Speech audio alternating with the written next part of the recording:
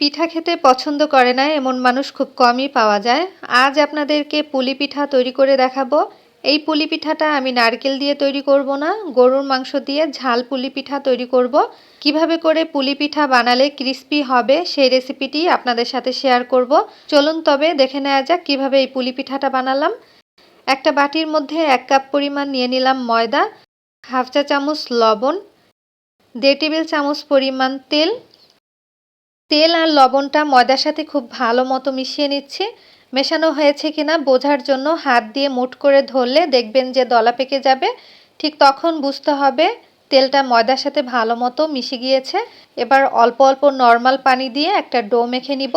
আর এই ডোটা কিন্তু বেশি একটা নরম হবে না, আবার বেশি একটা শক্ত হবে না। তো আমি অল্প অল্প করে পানি দিচ্ছি আর একটা ডো মেখে নিচ্ছি। ময়দার ডোটা কিন্তু মেখে নেওয়া হয়ে গিয়েছে। এখন এই ডোটা আমি রেস্টে রেখে দিব প্রায় 30 মিনিটের জন্য। আপনাদের হাতে সময় না থাকলে 10 মিনিট অন্ততপক্ষে রেস্টে রাখবেন। উপরে সামান্য একটু তেল মেখে নিলাম যাতে উপরটা ড্রাই না হয়ে যায়। এখন ঢাকনা দিয়ে ঢেকে রেখে দিব।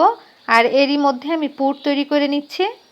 একটা প্যানের মধ্যে 2 টেবিল চামচ দিয়ে দিলাম তেল, 1/3 কাপ পরিমাণ পেঁয়াজ কুচি। পেঁয়াজটা আমি একটু বাদামি কালার করে ভেজে নিব। পেঁয়াজটা ভাজা হয়ে গেছে, এখন দিয়ে দিব পানি যাতে করে পেঁয়াজটা পুড়ে না যায়। 1 চা চামচ দিয়ে দিলাম জিরা বাটা, 3 চা চামচ দিয়ে দিব আদা রসুন বাটা, হাফ চা চামচ দিচ্ছি লবণ। লবণটা কিন্তু পরিমাণ অনুযায়ী দিয়ে দিতে হবে। 1 চা চামচ দিয়ে দিচ্ছি লাল মরিচের গুঁড়া, হলুদের গুঁড়া হাফ চা চামচ, ধনিয়ার গুঁড়া হাফ চা চামচ। এই মশলাটা এখন 2 মিনিটের মতো ভুনিয়ে নিব যাতে করে মশলার কাঁচা গন্ধটা না আসে। মশলাটা থেকে যখন তেলটা আলাদা হয়ে গিয়েছে তখন দিয়ে দিলাম তেজপাতা, 1 টুকরো দারুচিনি, 2টা এলাচ। এই গরম মশলাটা কিন্তু আমি আস্তই ব্যবহার করেছি। এবার নেড়েচেড়ে মিশিয়ে দিলাম। এই মশলার মধ্যে দিয়ে দিচ্ছি মেজারমেন্ট কাপের 1 কাপ পরিমাণ গরুর মাংসের কিমা। এই গরুর মাংসের কিমাটা আমি মশলার সাথে কিছুক্ষণ সময় ভুনিয়ে নিব। আমি এখানে গরুর মাংস দিয়ে পুলি পিঠাটা তৈরি করছি। আপনারা চাইলে কিন্তু মুরগির মাংস দিয়েও করে নিতে পারবেন সেম পদ্ধতিতে। কিছুক্ষণ জাল দিয়ে গরুর মাংসটা ভুনিয়ে নিব। এই মাংসের থেকে যে পানিটা বের হয়েছিল সেই পানিটা আমি শুকিয়ে নিয়েছি আর দিয়ে দিলাম মেজারমেন্ট কাপের 1 কাপ পরিমাণ আলু কুচি। আমি এখানে কাঁচা আলু দিয়েছি, আপনারা চাইলে কিন্তু সিদ্ধ আলুও দিতে পারবেন। তবে সিদ্ধ আলু দিতে হলে যখন গরুর মাংসটা পুরোপুরি রান্না করা হয়ে যাবে তখন সিদ্ধ আলুটা মিশিয়ে নিতে হবে। আলু আর গরুর মাংস সিদ্ধ হওয়ার জন্য পরিমাণ মতো পানি দিয়ে দিলাম আর পানিটা কিন্তু গরম ছিল। এবার ভালো মতো মিশিয়ে দিচ্ছি পানির সাথে। কিছুক্ষণ অপেক্ষা করব পানিটা শুকিয়ে যাওয়া পর্যন্ত। কিছুক্ষণ জাল দেওয়ার পরে মাংসের পানিটা কিন্তু পুরোপুরি শুকিয়ে গিয়েছে। আলু আর গরুর মাংসটা কিন্তু এখন সিদ্ধ হয়ে গিয়েছে। আলুটা খুন্তির সাহায্যে একটু ভেঙে দিচ্ছি। তো এখন কিন্তু পুরটা পুরোপুরি হয়ে গিয়েছে। এই পুরের মধ্যে আমি যেই আস্ত মশলাটা ব্যবহার করেছিলাম সেই তেজপাতা তুলে নিচ্ছি আর গরম মশলাগুলোও তুলে নিব। এরপরে একটা সাইডে নামিয়ে রেখে দিব।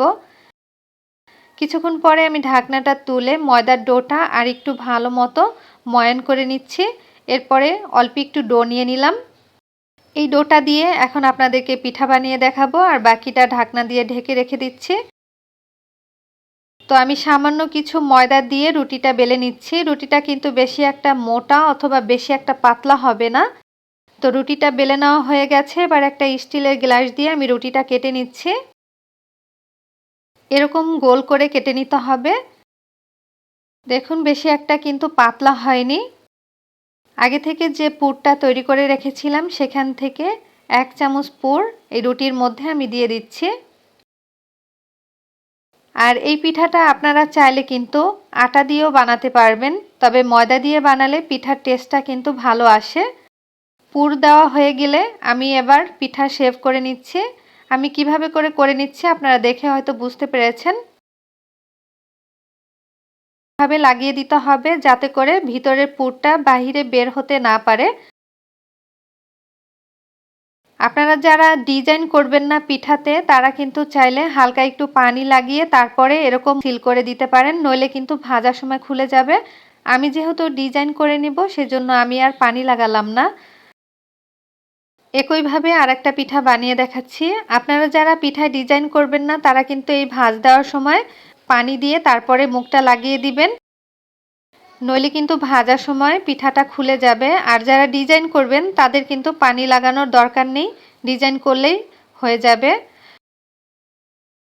তো পিঠাটা কিন্তু বানানো হয়ে গিয়েছে। আমি এখন এই পিঠা একটা কাঁটা চামচ দিয়ে ডিজাইন করে নিব সাইডগুলো। কিভাবে করে আমি করে নিচ্ছি আপনারা দেখে হয়তো বুঝতে পেরেছেন। এভাবে করে যদি ডিজাইনটা করে নেই তাহলে কিন্তু ভাজার সময় পিঠাগুলো খুলে যাবে না।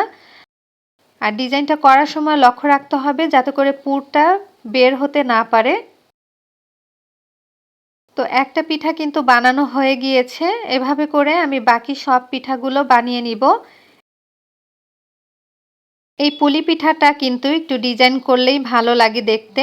তো আমি অপর পিঠাটাও কাঁটা চামচ দিয়ে সেমভাবে ডিজাইনটা করে নিচ্ছি।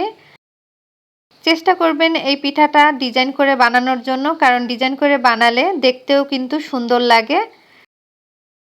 এই পুলি পিঠাটাও কিন্তু বানানো হয়ে গেছে।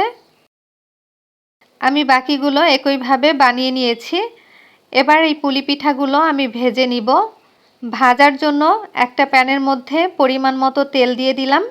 তেল যখন হালকা গরম হয়ে গেছে তখন আমি একটা একটা করে পিঠা দিয়ে দিচ্ছি।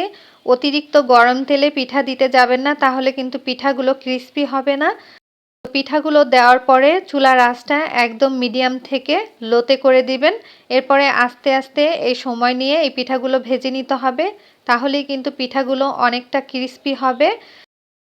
বেশ অনেকটা সময় নিয়ে আমি পিঠাগুলো ভেজে নিয়েছি, আর এই পিঠাগুলো কিন্তু এখন অনেক ক্রিস্পি হয়েছে, কালারটাও কিন্তু চেঞ্জ হয়ে গেছে।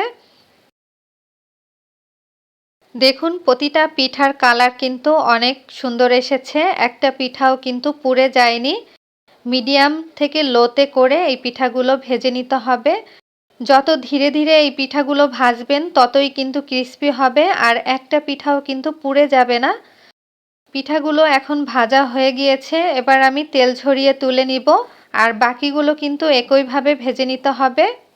আমি কিন্তু অল্প পরিমাণেই এই পিঠাটা বানিয়েছি। আপনারা যারা বেশি পরিমাণে পিঠা বানাবেন তারা কিন্তু ময়দার পরিমাণটা আরও বাড়িয়ে তারপরে পিঠাগুলো বানিয়ে নেবেন, তাহলে কিন্তু অনেকগুলো পিঠা হবে। তো তেলটা খুব ভালো মতো ঝরিয়ে পিঠাগুলো তুলে নিলাম। এই গরুর মাংসের পুলি পিঠাটা খেতে কিন্তু অনেক মজার হয়। আপনারা বাসায় তৈরি করলেই বুঝতে পারবেন। একটা পিঠা আমি আপনাদের একটু ভেঙে দেখাচ্ছি। তো আশা করছি আজকের এই পুলি পিঠার রেসিপি আপনাদের কাছে ভালো লেগেছে। ভালো লাগলে অবশ্যই লাইক কমেন্ট করবেন।